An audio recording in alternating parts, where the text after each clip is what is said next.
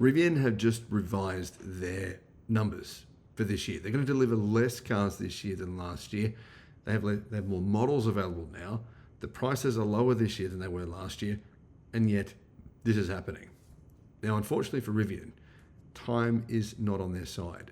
They burned through about $2.5 billion in cash in the first 6 months of the year. That's $2.5 billion of debt added to their books. And if they're producing less cars than last year, it means they're probably paying actually more for the parts than they did. They're saying their suppliers are causing issues, and that potentially could be because their suppliers are worried they won't be paid. Unfortunately, the truth is that the US media are being very kind to Rivian. I mean, I understand why. They're just a really likable company. The CEO is really likable. RJ Scaringe, who doesn't like the guy? There's never anything negative said about him. He says all the right stuff. He's intelligent. He doesn't talk about politics ever. Honestly, he's a smart dude. But let's be frank here. Let's not keep beating around the bush and really talking a whole lot of shit. Rivian's in trouble. Hello, my friends. Welcome to the channel. I'm Sam Evans. You're watching the Electric Viking. It's great to have you with us. I want to say thank you so much for your support. I'm here in the United States because, most of you know why, but I'm sure some of you don't. Shanna got her PET scan back. It's basically a scan that she received after doing radiation, which we'd hoped would help make things better, but it kind of did, but it also made things worse. And there was more cancer found in the liver and the lungs and some other places, basically. So she's always wanted to go to Disneyland here in LA, and she wanted to go to Universal Studios and just, come to America.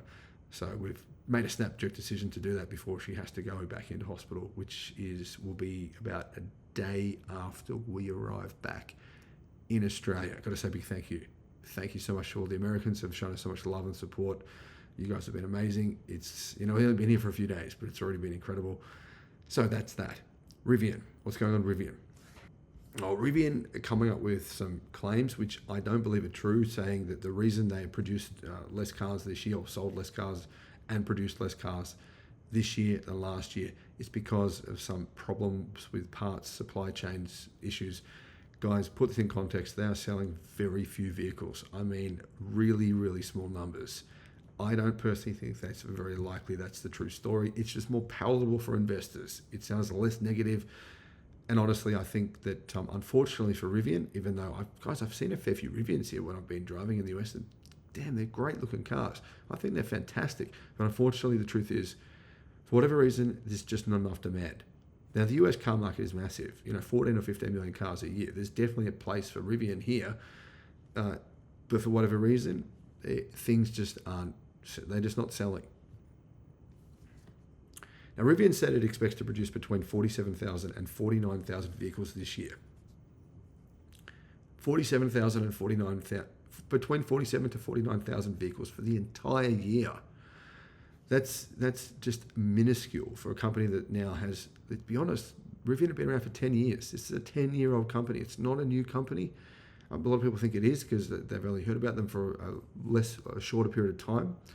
It's not. Same thing, but companies like BYD, people used to think they were a new company because they had only just heard of them. That's not the case. Rivian have been around long enough. Production shouldn't be going down. It should be going up. I mean, the auto market hasn't shrunk in the US this year, really. Anyhow, Rivian did originally say they would make 57,000 vehicles this year. That number was flat from the previous year when the company produced 57,000 and delivered 50,000.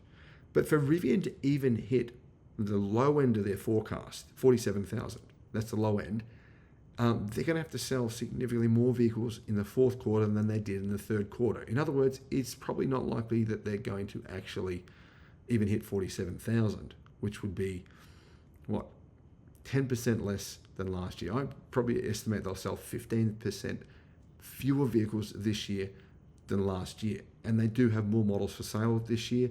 They have more of them qualify for EPA credits, so they're significantly cheaper across the board. There's a number of models that qualify, and the cars themselves are cheaper as well. So it's a double bonus, and yet they're selling fewer vehicles, which is, I don't know. I am curious to know this. Even though the vehicles look great, a lot of reports say, really good attention to detail and all that sort of thing. There have been some reviews from journalists outside of America, and I don't know if this is, I can't say for sure if these reviews are credible, but I do know that the journalists are pretty credible. And these journalists have said they thought the car was not great to drive. The suspension, they said, was shocking. Some of them said this. I've seen a few of them say this. So I'm just wondering if journalists inside America are just being kind to Rivian to try and get them off the board, try and get them started. Is that an experience you've had as an owner, or have you test driven these vehicles? Are they potentially not as good as what people think, and therefore that's a bit of the word of mouth, and that's why they're not selling? I don't know. Rivian have said that the reason for their sales decline or production decline is because of a shortage of a shared component on the R1 and RCV platforms, referencing the company's R1T and R1S vehicles, as well as its commercial van platform. Now, the company did say that about their van as well, and they said they were pausing production or something, but the truth was that was due to a lack of demand. Anyhow, they say this supply shortage impact began in Q3 of this year and has become more acute in recent weeks and continues. Now, this was the latest piece of grim news to hit Rivian, which has suffered in recent months from potentially high interest rates, cooling demand. I don't know what it is, guys. The truth is, good cars will sell in any market, usually, generally. Here, I don't know. Tesla is still doing pretty well. I mean, Tesla just had, I think second or first best quarter ever. What they sell, 465,000 vehicles. So Tesla have, done exceptionally well in this difficult market. And remember, Rivian stock has slipped nearly 50% this year. It was down 10% on pre-market trading, and it's down. Having a look at Rivian stock here, I do feel sorry for people. I know some people did invest at the start. Listen, guys, look at this. Rivian stock price 4 years ago, it was sitting at $130 US. It's now at $10. Some people say that Rivian's going to go bankrupt. Is that possible? The truth is, with their current trajectory, if this continues for a couple more years, yes, they unquestionably would go bankrupt. But there is something that might save them. And that is the fact that the Volkswagen Group invested $5 billion into the company. $5 billion. Now, Elon Musk made a tweet, and whether you love or don't love Elon Musk, doesn't matter. He was right when he tweeted, where is the Volkswagen Group getting the money from? He made a good point.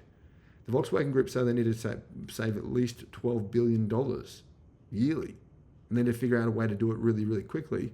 Otherwise, well, they're in trouble. I mean, look at the Volkswagen Group have nearly $200 billion in debt, right? And their car sales are shrinking pretty quickly, pretty drastically. They're going to deliver around 1 million fewer cars this year than last year. That's a precipitous fall. And yet they're saying, yeah, Rivian will bail you out with $5 billion. Now, the Volkswagen Group are probably doing this. I believe they plan on potentially taking over the company, potentially, getting it to that point where they own 51%. I mean, to be honest, if Rivian continue down with this trajectory, they're going to need a savior. And the Volkswagen Group are, I believe, hoping to be that savior. And that would make sense for the Volkswagen Group because, truthfully, the Volkswagen Group don't believe that they have good quality EV platforms. The MEB platform it's not good. It's just not. Look at it. It's massive. It's like an obese pig. It is. Even Volkswagen engineers say it's too heavy because it's too heavy.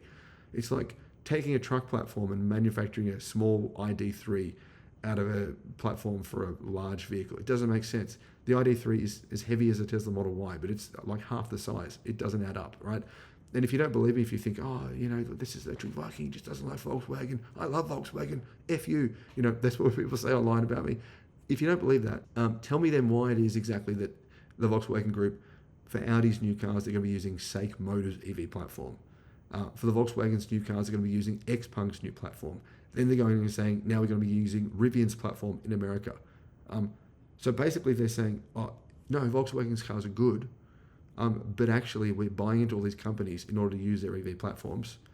But ours are good, believe us, they're good. Well, the same thing's happened to Volkswagen this year. Their EV sales in America have crashed precipitously, just fallen like a rock.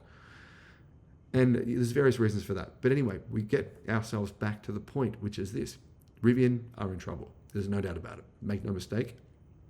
There is, what's going to happen? Where's this new demand going to come from? These new cars they're making. Well, we thought that Rivian R1S came out. I mean, that should be selling like the Kia. That should be selling like the Kia EV9. It should be, shouldn't it? The new R1T, right? It's a direct rival to the Kia EV9. The EV9 is selling its pants off. The EV9, it's selling way better than the R1T. Why? Why is that? Do people not believe in the brand? I don't know what it is. But the truth is here, that gives you, that kind of shows you the demand just isn't there for Rivian, and it's not going to magically change with a new model. Are they making a loss on every car that they sell? 100%. They're losing insane amounts of money on every car they sell. If you sell this small of a number of cars, you're basically Bentley. You're basically a boutique luxury car manufacturer. You need to be selling for hundreds of thousands of dollars if you only sell this amount of cars. You have to. That is a simple economics. Everyone knows that in the automotive industry. The margins are minuscule in the automotive industry. And if you're only selling a few thousand cars a month, you are basically like Lamborghini. You got to be selling hundreds of thousands of dollars. Otherwise, you cannot profit. That's well known in the industry. No one argues against that. That's what Rivian is right now. They're a boutique little manufacturer, but they're selling cars at regular global big Tesla car level manufacturers, even Toyota level manufacturers. They're selling at prices that are at that level. They're losing hundreds of thousands clearly on every car. And either the Volkswagen Group comes in and saves them. Maybe that'll work. I don't know. Possibly. But honestly, at this point in time, I think people saying Rivian could go bankrupt, they're credible. Investors are thinking the same thing. Why do you think their stocks collapsed? What are your thoughts, guys? Let me know in the comments. Thanks for watching.